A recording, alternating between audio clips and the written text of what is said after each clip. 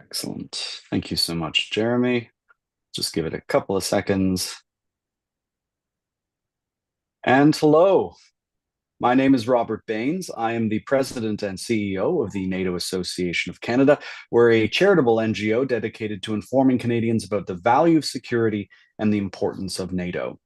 In these absolutely unprecedented times, most Canadians realize now that security is not something that is just natural, that wafts out of the Canadian shield. It is something that you have to work for and pay for. The NATO Association is constantly having events across the country, online, publishing articles so that Canadians have to talk about security, that they're confronted with the idea of NATO, which is something so simple. It's just the idea that an attack upon one is an attack upon all. It is the best way to maintain peace through deterrence, through strength, making sure that we protect our friends and that they protect us. It's just like being part of a hockey team. Nobody starts a fight with a hockey team. And if they do, you can take care of yourself. But right now, we are realizing that we have to make sure that we're buying more equipment, that we make sure that we have the required number of soldiers, that we can do what must be done in defending ourselves and our allies. So I hope that all Canadians will recognize the importance of this, and especially now when we have a lot of uncertainties on the global stage and in our own alliance, we must stay concentrated on the number one value of security, which allows all our other cultural flourishing to actually take place. It allows our regular life to unfold in the way that we would like. And without security, nothing else can be guaranteed.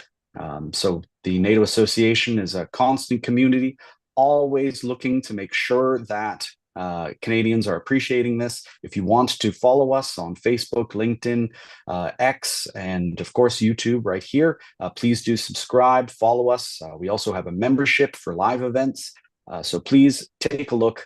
Join our community. We need to make sure that we all stand up for Canada right now. And you can do that by recognizing the importance of our security and the value of NATO. Today, of course, we are celebrating International Women's Day, a couple days late, but still, it's an important conversation for all of the year.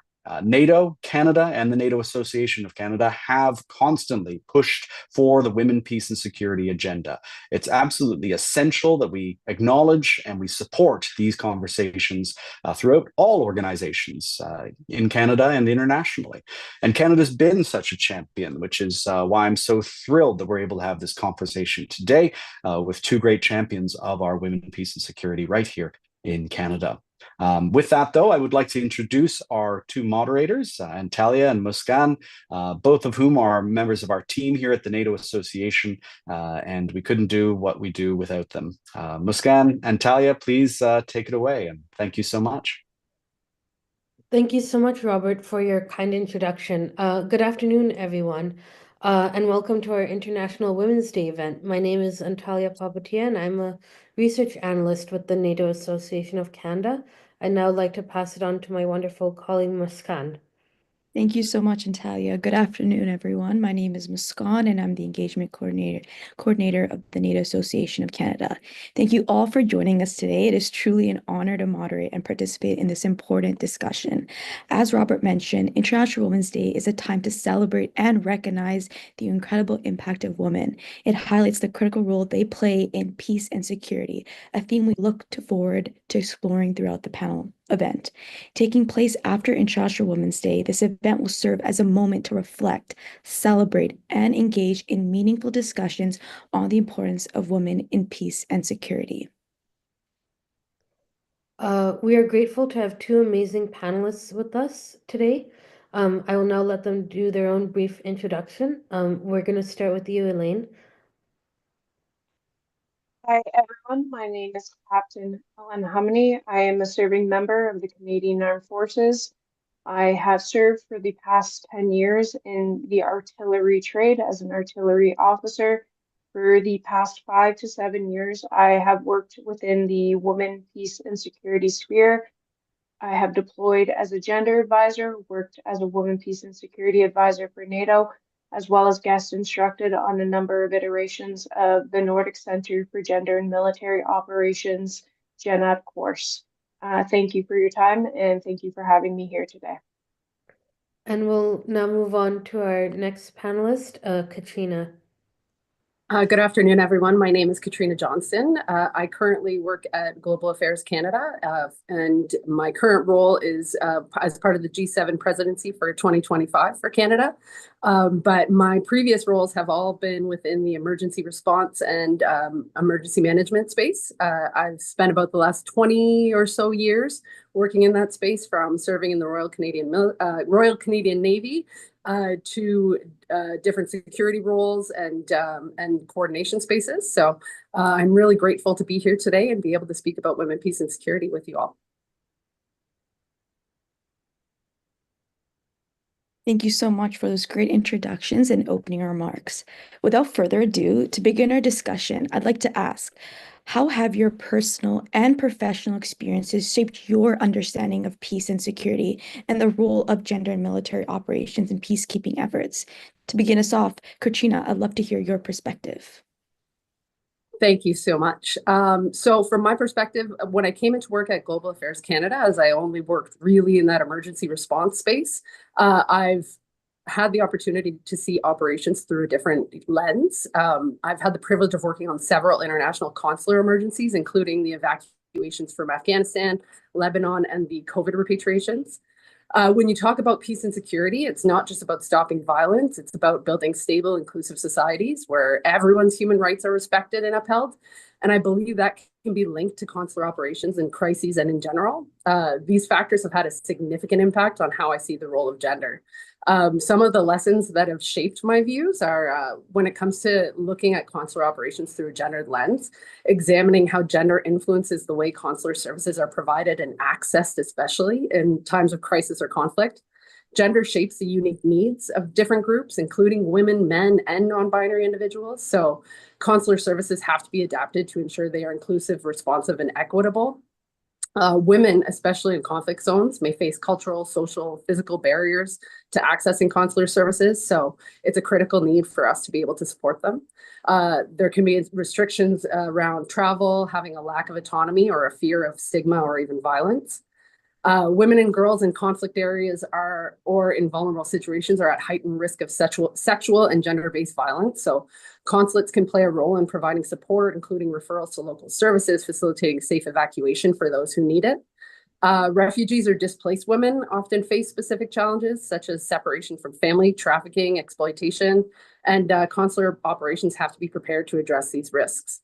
Women in crisis situations need access to reproductive health services, maternal care, contraception, safe abortion services. These services may not be readily available, and so consular operations help to facilitate that access.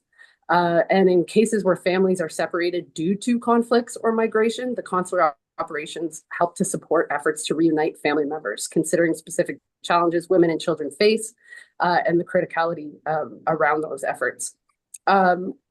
Consular staff really need to be trained to understand the unique needs of different genders and how to respond to them sensitively and effectively. And I think I've really had a benefit of seeing that firsthand in some of the operations that I've worked in. We have to take a proactive approach into addressing the gender-specific issues, from supporting women in conflict to advocating for women's rights in their host countries. So I think that's some of the way that women, peace, and security has kind of impacted how I see my consular operations, especially. But happy to speak more about that as we go through. Thanks. Thank you so much for the thoughtful remark. I'll now pass the floor to Ellen to hear her perspective as well. Yeah, so for myself, it started initially when I joined the Canadian Armed Forces. Of course, that sort of introduction has really shaped what I perceive as women in these atmospheres, in these sort of operations. And over the years, it went from just being a woman in security to actually looking at the intersection of what women, peace, and security is. So, due to my personal experiences, so I deployed to Ukraine back in 2020, 2021 as the gender advisor to my task force, which was Operation Unifier, as well as the Women, Peace, and Security Advisor to the NATO Liaison Office in Kyiv.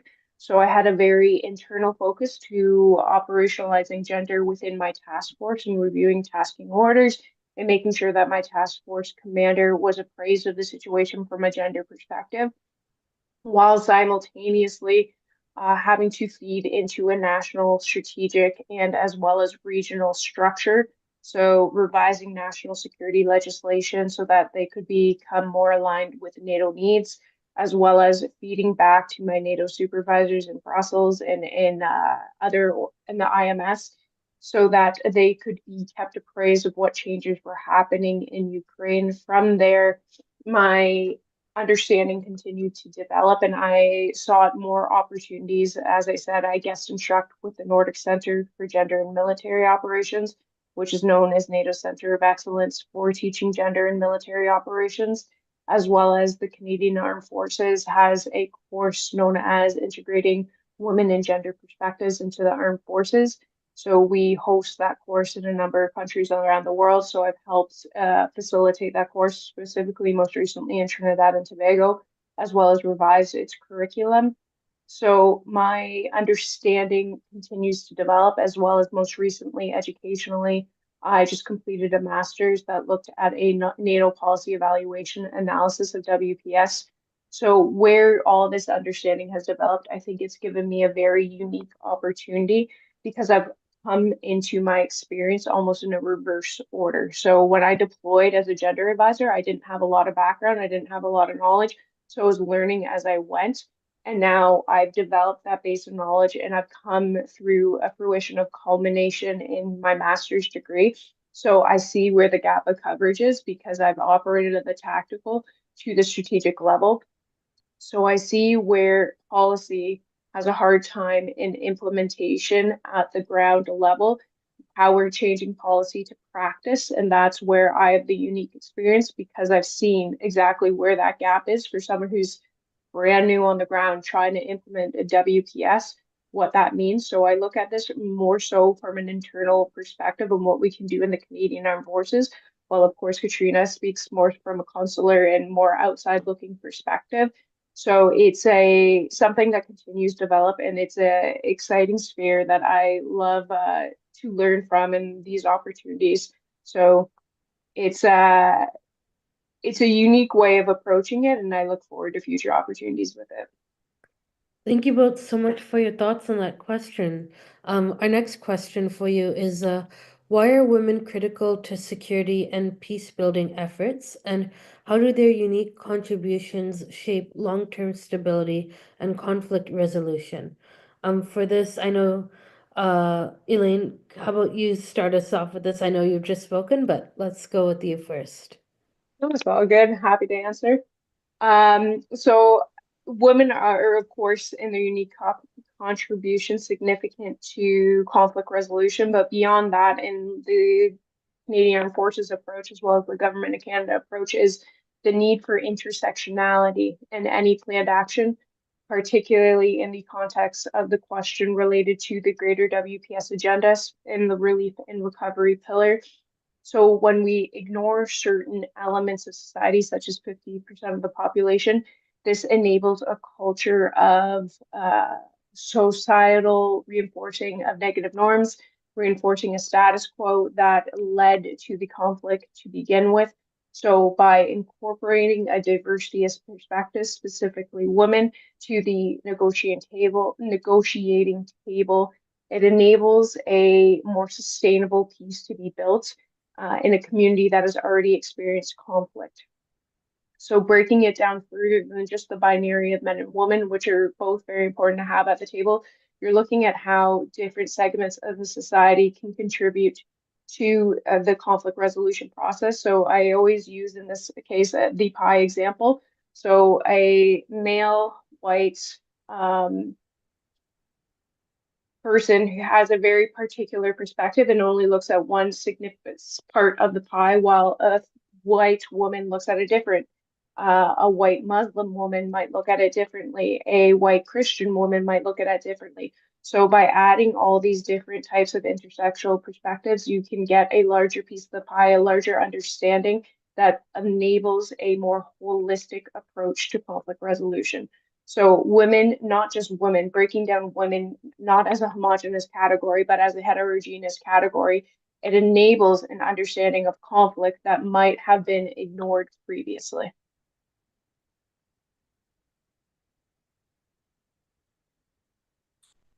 Would you like me to go ahead? Yes, please, Katryna, yes.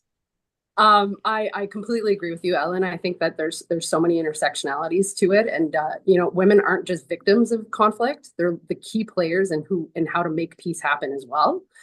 So I think looking at their contributions is not just important for ending violence; they're essential for building that long-term stability and finding lasting solutions.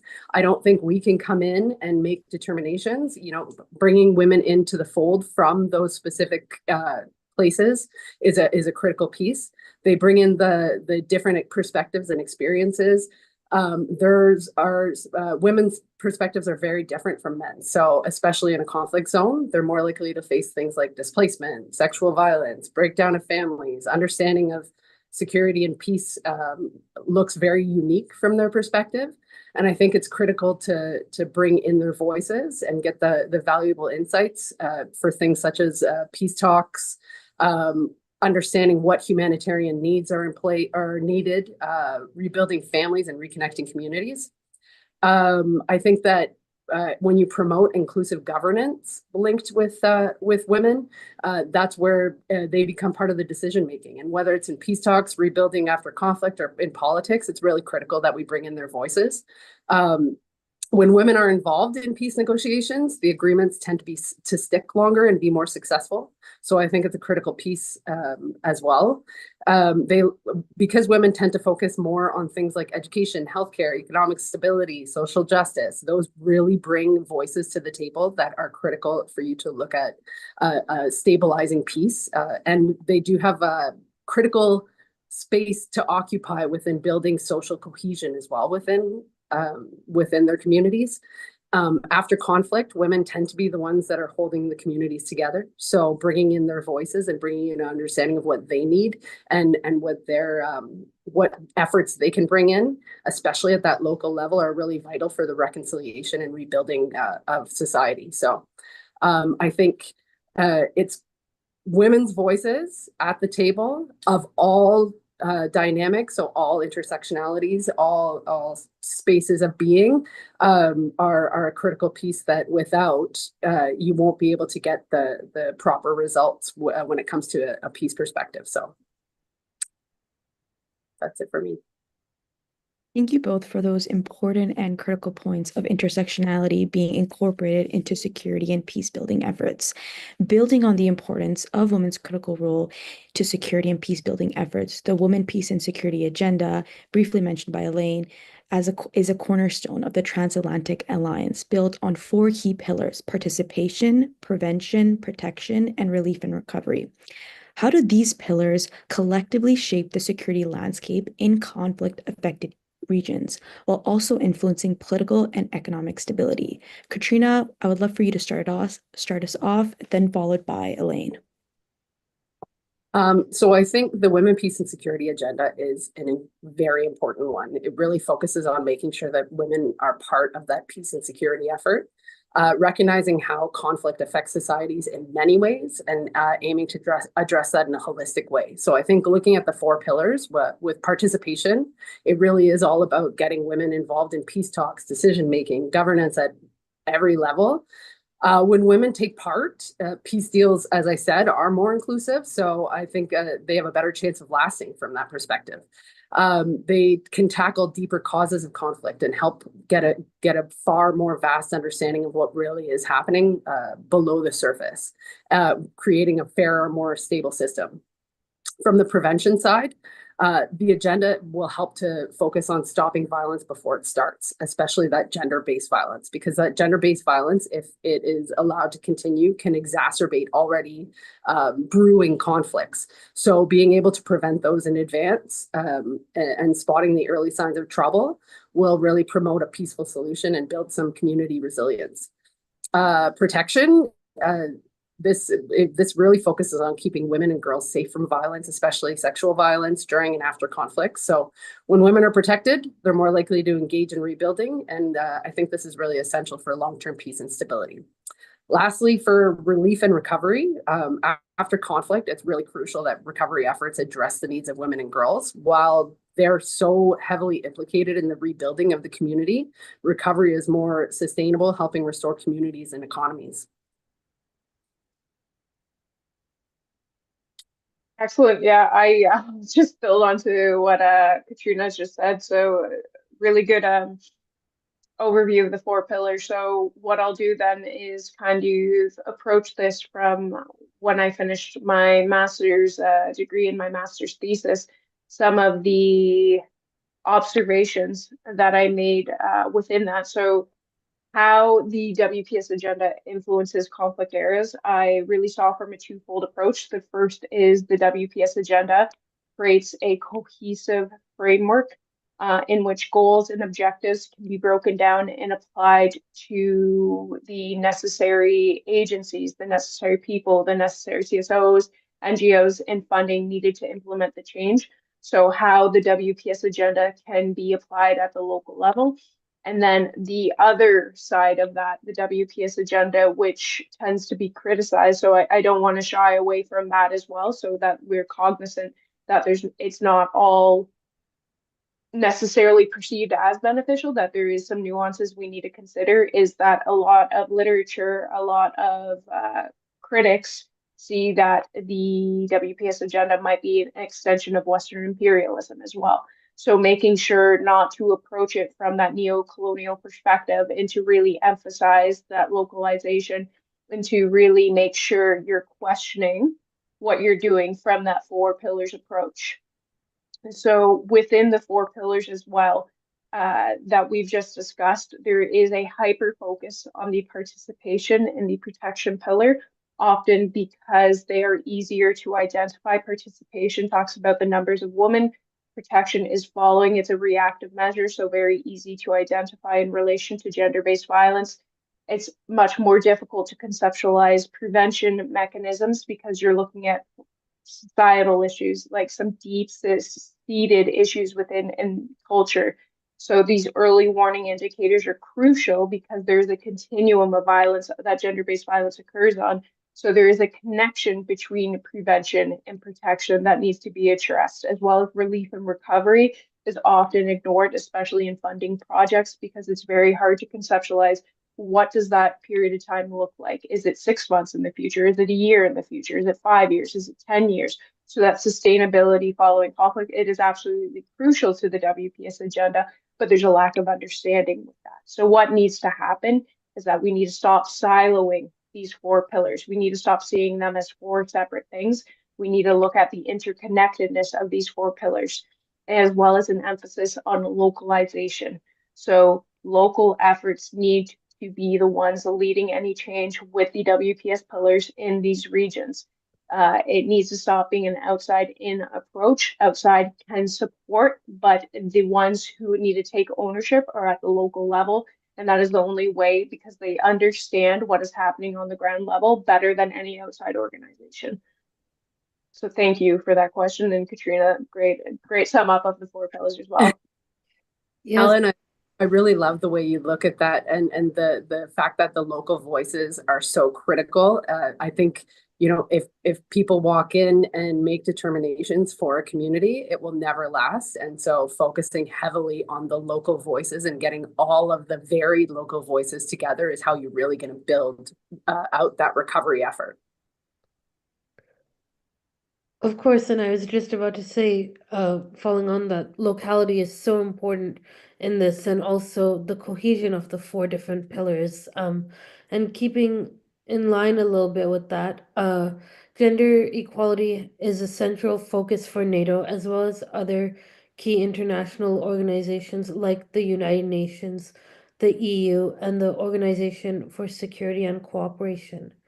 Achieving gender equality becomes particularly difficult in conflict zones because war and displacement often intensify existing gender parties, and the breakdown of societal structures, the rise in violence, and the lack of access to essential services disproportionately affects women and girls, further deepening inequality.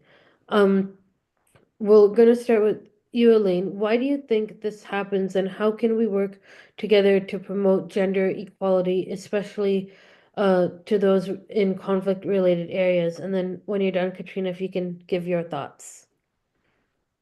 Yeah, absolutely. So gender equality tends to deepen in these conflict zones due to the reinforcement of pre-existing gender norms. So family structures, stereotypes are often exacerbated by external and internal threats. So societal expectations surrounding gender roles become more rigid in communities that are seeking to stabilize in a time of crisis. So it reinforces these types of traditional power dynamics that often disadvantage women and girls. So, additionally, religious and cultural beliefs, whether they are restrictive or permissive, can influence the extent to which gender equality is upheld or undermined in conflict settings. So, conflict also intensifies the status quo by heightening militarization, which is really the perspective that I see it from, and prioritizing security over social progress, which continues to lead to the marginalization of women in decision making and economic opportunities. So, displacement, the breakdown of legal protections, and economic opportunities, increase exposure to violence, further limit access to essential services, trapping women in these and girls in these cycles of inequality. So in these conditions, gender disparities not only persist, but we are often exasperated as survival strategies that prioritize immediate security over long-term social change. And we even necessarily see that in the Canadian forces, that kinetic option, this kinetic warfare takes priority over this culture change that we are seeking to do. And that is a very unfortunate side effect of the state-centric model that we have. So how can we work together to promote gender equality? Promoting gender equality requires a collaborative approach that once again prioritizes localization, inclusive decision making, and leadership from civil society organizations or CSOs, as well as grassroots movements. Ensuring substantive participation means not only including those diverse voices, but also granting them a real influence in shaping policies and decisions. So whether that's through consensus building or ensuring a supermajority in decision making, this can help prevent the domination of any one perspective, which fosters more equitable outcomes. So to me, localization is the key to sustainable progress, as solutions need to be context specific and driven by those who are directly affected. And yeah, that's what I got. Katryna, anything to add to that? I agree completely with you. I think that war really does deepen already those existing inequalities, and you really have to focus on the local needs to be able to assist within that sphere. Yes, I understand that the militarization is occurring, the conflicts are occurring, but if we're not supporting at the same time, we're causing more of a disadvantage for those communities moving forward and out of that space. So I think looking at items like strengthening legal protections for women, so enforcing laws against violence and discrimination, even while we're in that conflict space is critical. Ensuring access to services, so really ensuring that any humanitarian need or anything that we're going to be doing does have that women-centered focus as well, healthcare, education, etc. Supporting women's economic independence is a critical piece. So offering training and support for women's businesses and for women in general. But community-based solutions. I think the key is that really that localization, working with local leaders to promote gender equality, to understand what that specific community needs is a really critical piece. And without it, I don't think you're making significant change. I don't think you can come in and just dictate what is going to be occurring and what is needed within that community. You really need to hear from those community leaders. By working with all the global organizations like NATO, the UN, EU, and others, working together to support gender equality, assist with having targeted funding and long-term efforts. So having that international collaboration really does bring a lot of items to the fold. And I think NATO is at the forefront of this, bringing a lot of the thoughts around gender inclusiveness and that perspective. And while conflict makes gender equality harder to achieve, working together through approaches is what's going to be able to make women and girls in conflict zones live safer and more equal lives. Thank you so much for those thoughtful responses. And I couldn't agree more with you, just echoing off of what both of you mentioned, a collaborative approach where it incorporates international cooperation like NATO, including multiple methods such as inclusive decision making, a grassroots focus. And an important thing I think I'm kind of realizing from this discussion is localization, working with the community itself. Building on that, in 2024, NATO revised its WPS policy to incorporate a gendered approach to security. To our panelists, beginning with Katryna, then followed by Elaine, what does adopting a gendered perspective mean in understanding security issues, and how does it influence operational and policies within NATO? I think we've spoken a lot about this already in this discussion. And I think it's really about understanding that men, women, girls, and boys all have differing experience with conflict and peace building.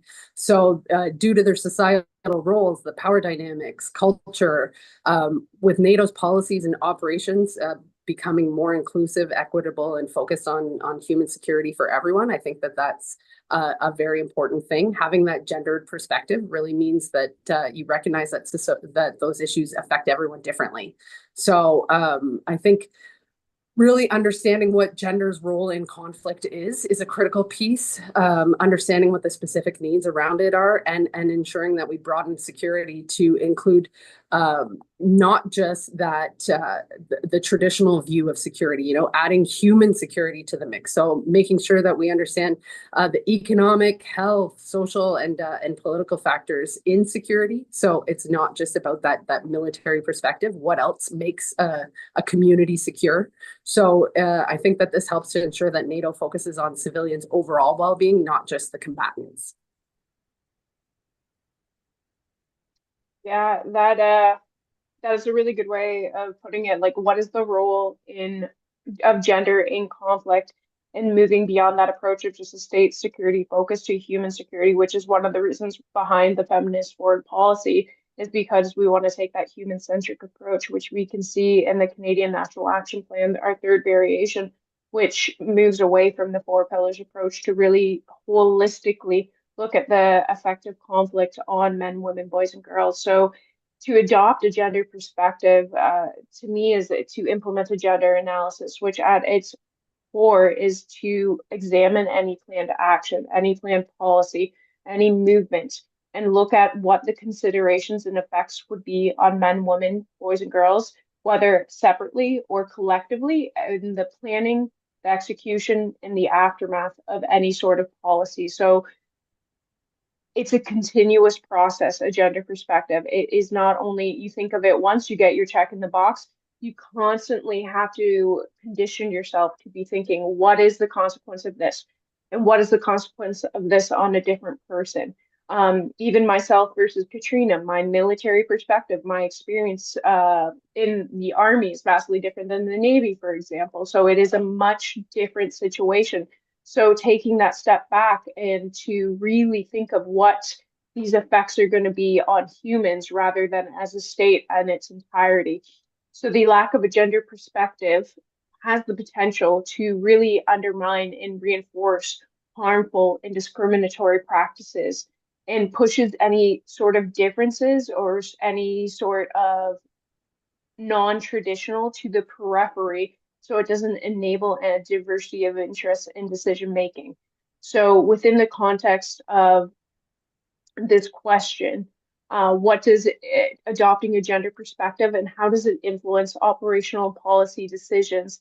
A really big thing that came up in my research is the power of regional and global alignment regarding a normative sort of structure. So looking at women and gender equality, that NATO espouses. Countries who want to join NATO, who want to be affiliated with NATO, are willing to demonstrate that alignment because they want to be part of this economically, politically, and security oriented approach to benefit themselves to a certain extent. So it's a bit of a situation where do we necessarily trust everyone to be espousing the same principles, the same ideals? It's questionable, but at the same regard, there is a willingness to do it, and that's something we need to focus on moving forward.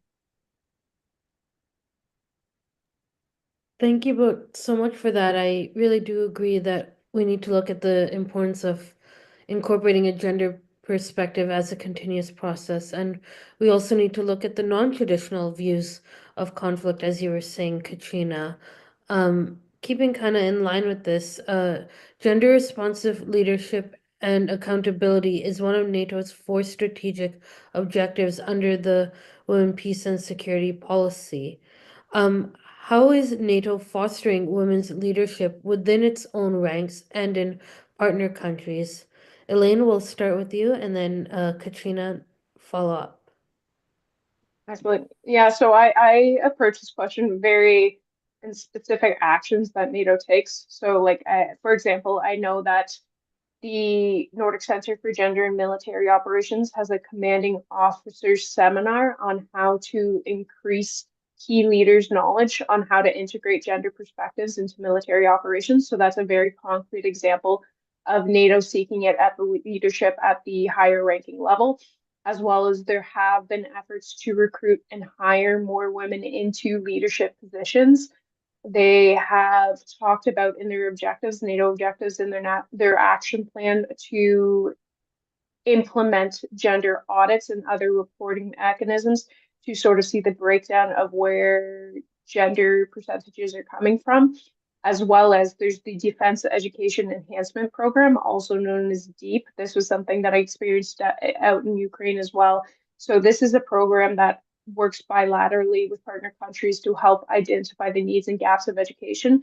So there is a nexus there to look at gender perspectives and to integrate gender into military operations that DEEP is taking into consideration and is working on in many of our partner countries to develop, as we could see in Ukraine prior to the Russian invasion. I cannot necessarily speak of what DEEP is doing today. So there is a significant amount that NATO is doing, as well as there's quite a few objectives within their action plan that pertain to fostering sort of this more cohesive approach. However, there is also some issues within NATO, and I don't want to neglect that. It's not all roses, so to speak.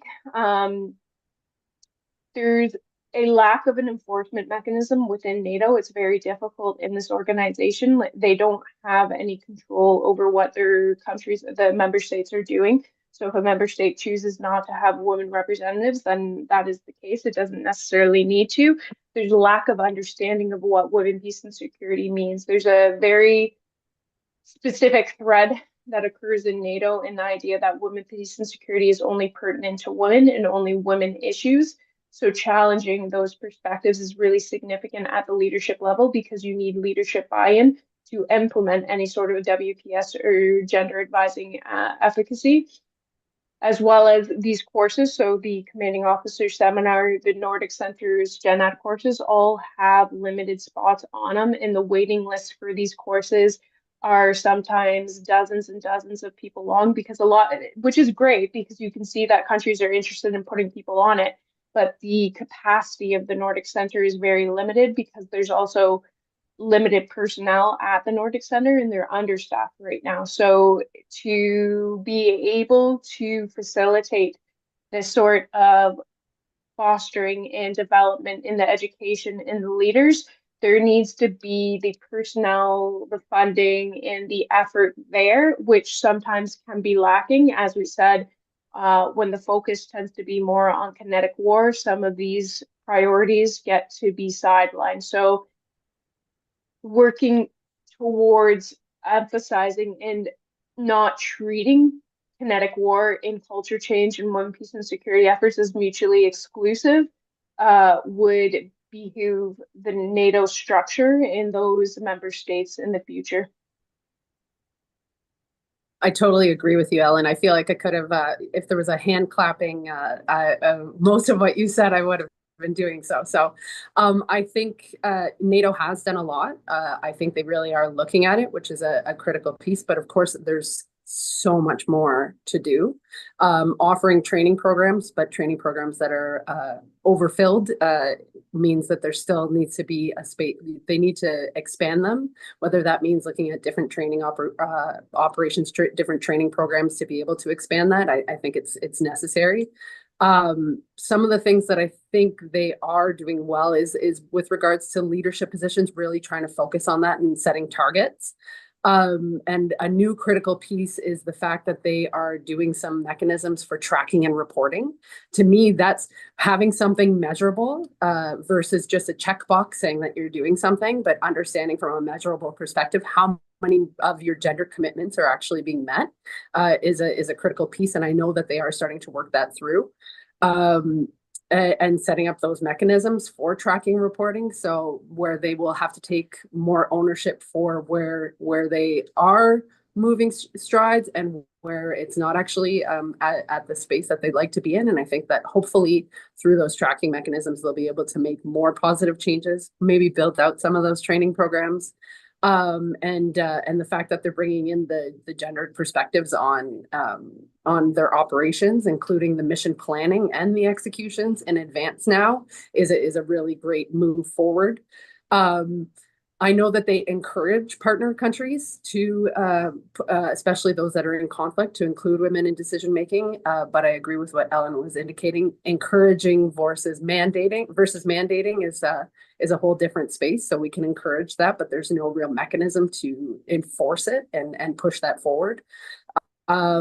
I think that, yes, they're making strides for sure. And I'm very happy to see it. And they're promoting gender equality, both internally and externally. The previous question talking about UN and some of the coordination that's being done there. I think that those are important pieces, and working together on it is great. But I think we have to really expand the focus on leadership training and that accountability piece. Thank you so much for those important remarks. And I couldn't agree more that it is more than just a checkbox, and it must be implemented through concrete action, which NATO is currently doing. And Elaine, like you mentioned, a cohesive and educational approach alongside dedicated to the personal training and, like you mentioned, Katryna, training and funding is critical for fostering gendered perspectives and promoting women within leadership roles. Building on the importance of NATO's efforts to foster women's leadership, we know that NATO collaborates, like you mentioned, Katryna, with UN, EU, and the African Union on gender equality initiatives. To our panelists, again, we'll start off with Katryna and then followed by Elaine. How do these partnerships enhance the implementation of the UN peace and security objectives, and what key lessons can be learned from these collaborations? So I looked at this as just kind of putting together all of the varied groups that we're speaking about, UN, EU, African Union, and understanding that collaboration across mandates is the critical piece. I think I've said critical piece a million times now. NATO's military expertise, the UN's frameworks, the EU's resources, the range that the African Union has, and the ability to make change. Together, they're really ensuring that gender issues are addressed at the policy and operational level. So particularly in peacekeeping and conflict prevention. I think by bringing all of those organizations together, collaborating on items, it helps to support women's leadership. And it can help to ensure that women are included in peace negotiations and others. So when you extend that to the African Union, which is helping to strengthen women's leadership in conflict-affected areas in Africa, this enhances women's roles in their governance and their peace processes as well. By working together, I think there's prevention and protection measures that can be expanded because of the fact that you have these organizations with larger reaches. I think that it provides access to vital tools for addressing gender-based violence and creating protective measures for women and girls in conflict zones. And hopefully by working with those other organizations, it'll help with post-conflict recovery. So that critical piece that often gets left behind, by bringing in all of these organizations and having them all have a seat at the table, having them all have an understanding of what the rebuilding of that society post-conflict could look like. It can help to empower others, including women, economically, and providing some gender-sensitive like humanitarian aid, address some of the needs like the reproductive health and protection from violence. So I think that you looking at the international framework like the UNSCR 1325, which has its 25th anniversary this year, it's crucial, but it really is that local adaptation that I know we've alluded to throughout that is really going to make the changes there. So having those partnerships that show the gender sensitive strategies is great, but it really needs to be tailored to specific cultural and political context for the real impact. And I think by bringing in these additional organizations, you can really do that.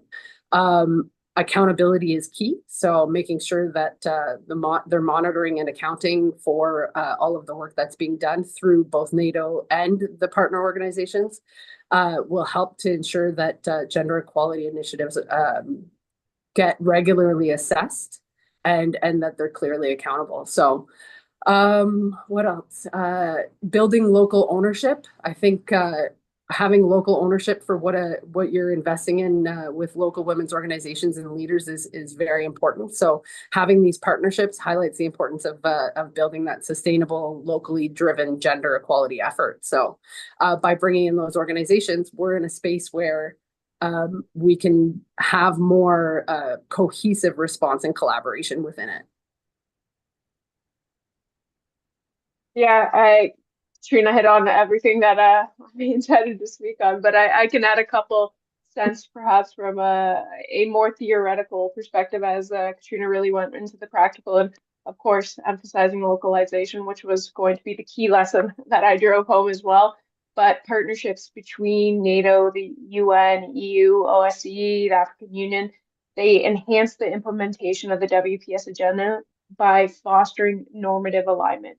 So it allows for regional variance in priorities. So these collaborations create a shared framework for advancing gender equality that can be seen across each of these. There is a comparison within their action plans by reinforcing a dominant paradigm that shapes global and regional policies. However, regional actors often emphasize different aspects of WPS, which is excellent, as Katryna said, for that collaboration across organizations, because adapting strategies to specific socio-political contexts while still aligning with the broader international commitments, which can be observed in the overall WPS agenda and the 10 UN Security Council resolutions that are related to that agenda. So successful collaboration requires flexibility, which we mentioned. So these international standards, if they can be applied at the local level, it ensures that these frameworks support but not override these local agencies in the context-specific gender equality efforts. So absolutely, Katryna, I'm in complete agreement. Thank you both so much for this. And yes, it is really important for these organizations to not only come together and provide access to different tools and working together to protect all the genders and working with gender sensitivities, but flexibility and also keeping in mind the local efforts and what locals want is really key. Moving on to a topic that has quite a lot of importance given today's uh, context and conflicts. Russia's invasion of Ukraine has highlighted the importance of understanding gender dimensions in the context of women, peace, and security. With the increasing number of Ukrainian women joining the armed forces since the invasion, how can this shift in female military participation inform future approaches to supporting Ukraine and other countries around the world? What lessons can be learned from this conflict to integrate gender considerations into military and peace building efforts globally? Elaine, with your vast experience, how about you start us off, and then Katryna, you can give your comments. Yeah, absolutely. I would love to take a stab at this question. So the increased participation of Ukrainian women in the armed forces underscores the need for gender responsive policies and military support, both in Ukraine as well as globally. So within the Ukrainian example, it's ensuring that there's appropriate infrastructure, uniforms, and equipment for women, which was a major issue when I was there prior to the Russian. Well, there was conflict occurring in the eastern region of Ukraine. I will not undermine that. But prior to the large-scale Russian invasion, women in the forces didn't have properly fitting uniforms, and maybe they didn't even have uniforms, and they were wearing those countries' uniforms that were surrounding Ukraine. So I saw a number of Romanian uniforms on women, a number of Bulgarian uniforms on women, not Ukrainian uniforms. So addressing these systemic barriers that existed allows for the meaningful integration of women into military roles, which is very significant in a military context because that cohesion, that supportive mechanism in the brother of arms sort of mentality of really feeling that you're a part of this unit comes with all wearing similar uniforms, for example.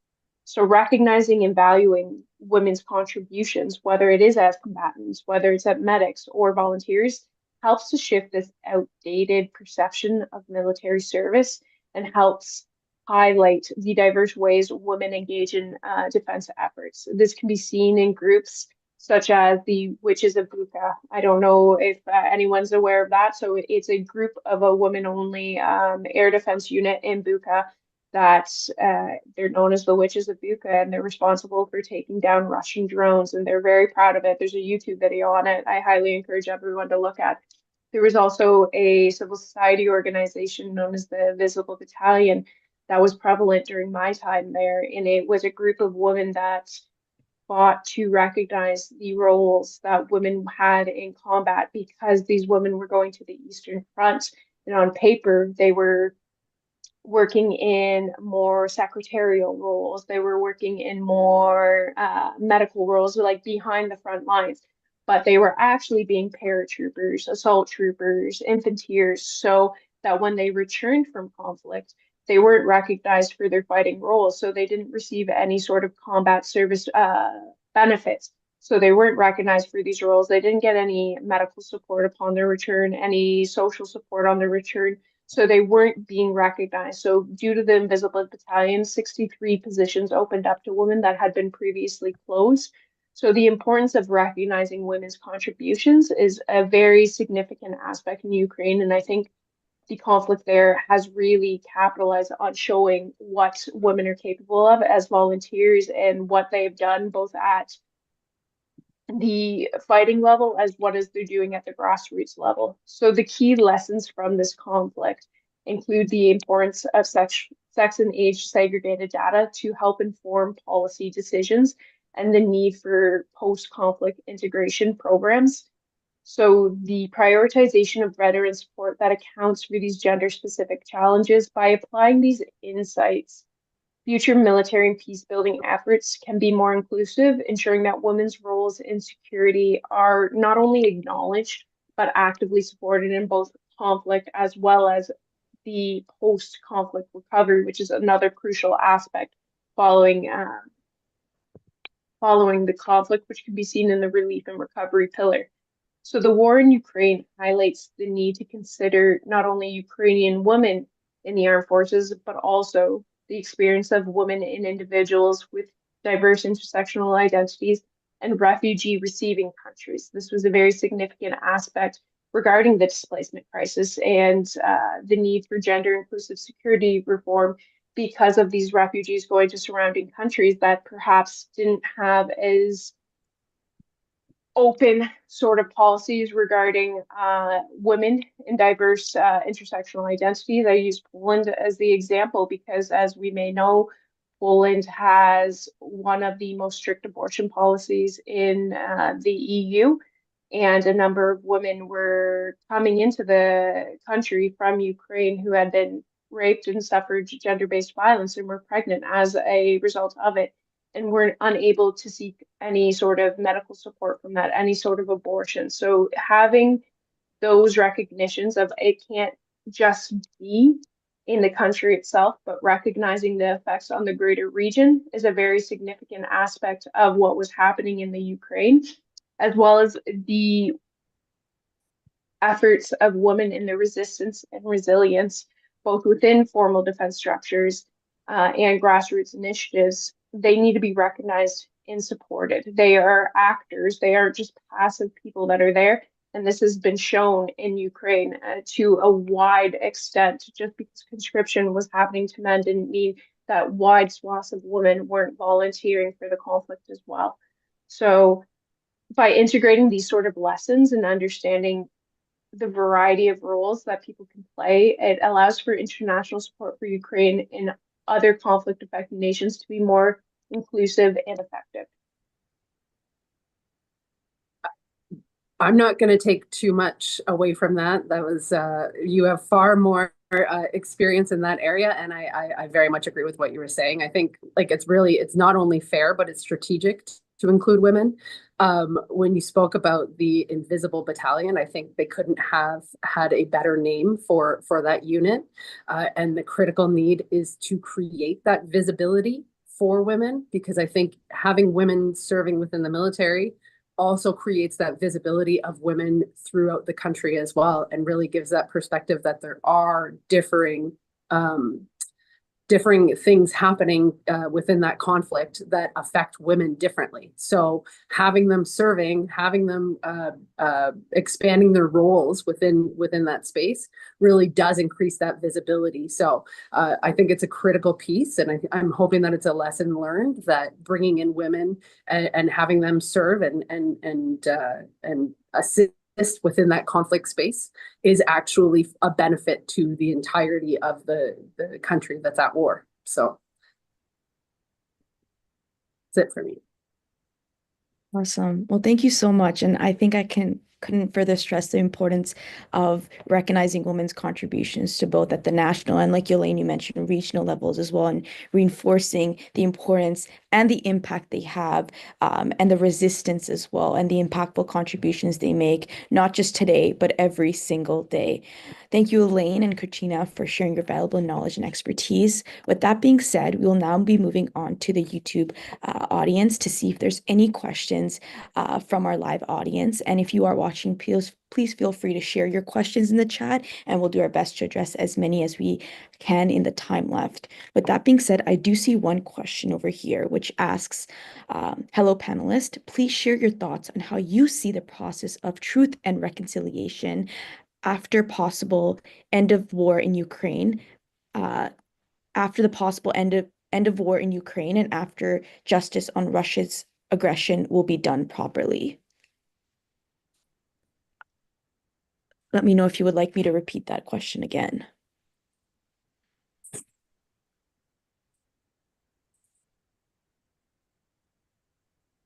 I'm happy to take the first stab at that, Katryna. All good. So truth and reconciliation, as well as proper justice on Russia. I first hesitate to think of what proper justice means there in Russia, and what that looks like, and what's the extent of that might be. We can't forget that this conflict has been ongoing since 2014.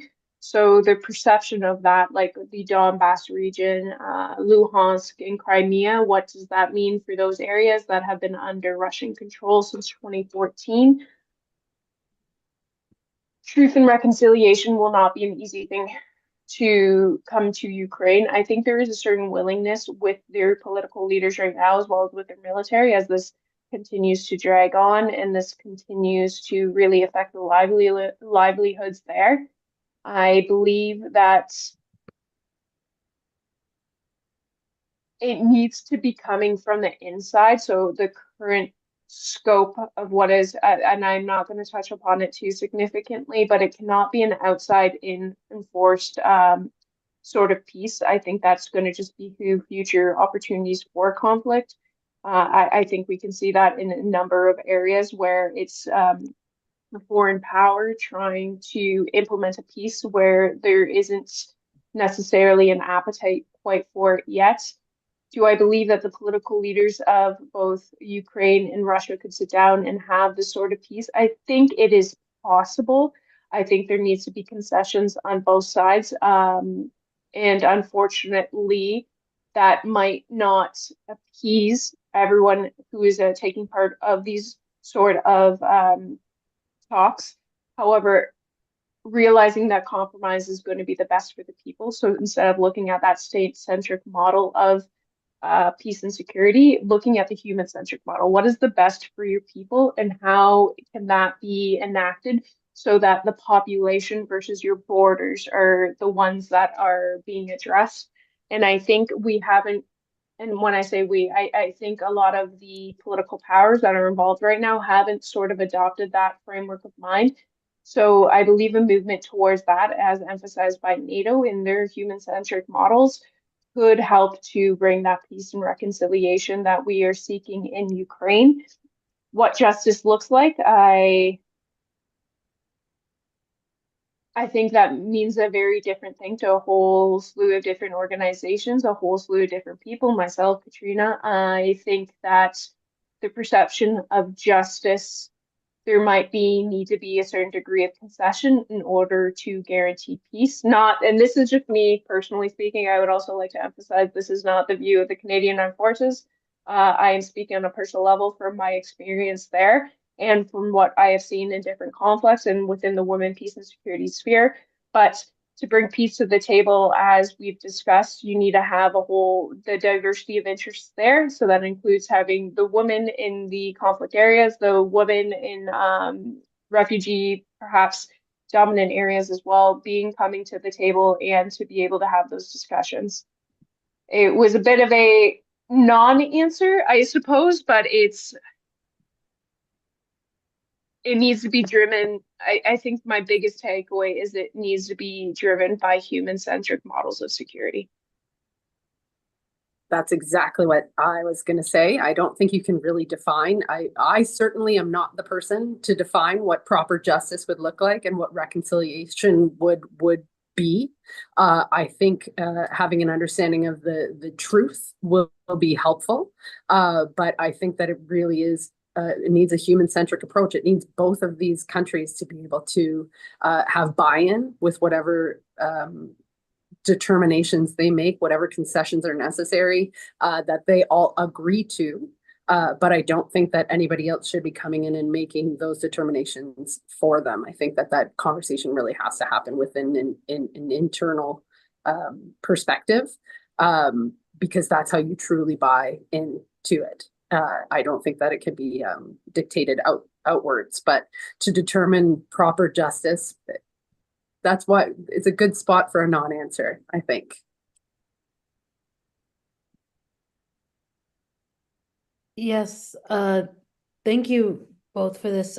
Just gonna go over some of the few kind of key themes that we've learned over this past hour, which is that we really need a collaborative approach through multiple lenses, especially localized approach to be implemented to promote gender policies and the promotion of gender equality. We also need to understand that increasing the visibility of women in military forces as they play a critical role in being impactful, and also with Ukrainian women joining the armed forces shows us that we need a more gender responsive policies and how women play a critical role in making changes within militaries is really important. As we kind of come to the end, I would like to thank everybody for joining the NATO Association and our partner Women International Security for our International Women's Day discussion. Also would very much like to thank our two panelists, Katryna and Elaine, for being here with us today. We both, Muskan and I, greatly appreciate that. To everyone watching on the audience through our YouTube Live, please make sure to follow us on all social media platforms to figure out more not only about us, but our upcoming events. I do know that we do have one event happening this Wednesday with an interview with the Lithuanian ambassador. So please, if you are able, please do check that out and all our other events that we do have.